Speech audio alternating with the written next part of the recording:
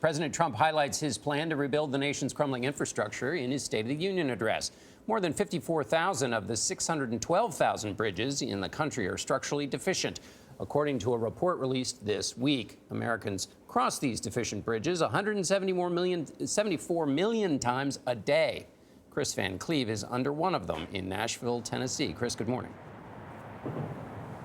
Good morning. We're under one of Tennessee's busiest structurally deficient bridges. More than 110,000 people pass over it every day. Now, a structurally deficient bridge is safe, but it is showing its age and signs of decay, which means it has to be inspected more frequently. And bridges are really just the beginning of the infrastructure needs in the U.S. In Tennessee alone, there's about a $10 billion project backlog. America's infrastructure is in dire straits right now. Casey Dinges is from the American Society of Civil Engineers. Last year, the group gave the U.S. infrastructure a D+.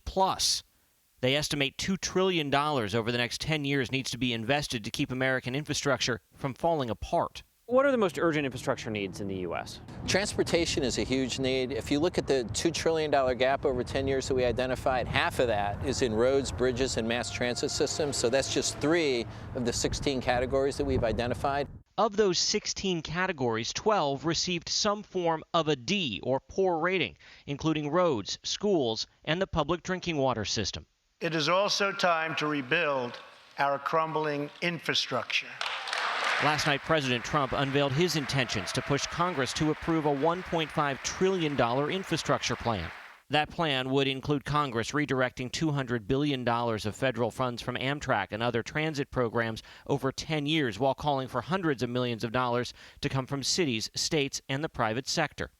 Every federal dollar should be leveraged by partnering with state and local governments and, where appropriate, tapping into private sector investment to permanently fix the infrastructure deficit. Those so-called public-private partnerships tend to work in urban areas but require projects that generate revenue, like toll roads and airports. Just 35 states even allow them. Democrat Peter DeFazio is the ranking member on the House Transportation Committee. He believes Trump's infrastructure plan could be dead on arrival if there's not substantial federal funding. Cutting other already underfunded transportation programs to fund a new fanciful program is not going to happen. It's a non-starter with both sides of the aisle in both houses. Now, the Trump plan isn't expected to get to Capitol Hill for another week or two, and so details could change in that plan. But when it gets there, it's going to be competing for attention with a host of other priorities, including DACA, funding the government, and the debt ceiling. Norah? All right, Kris.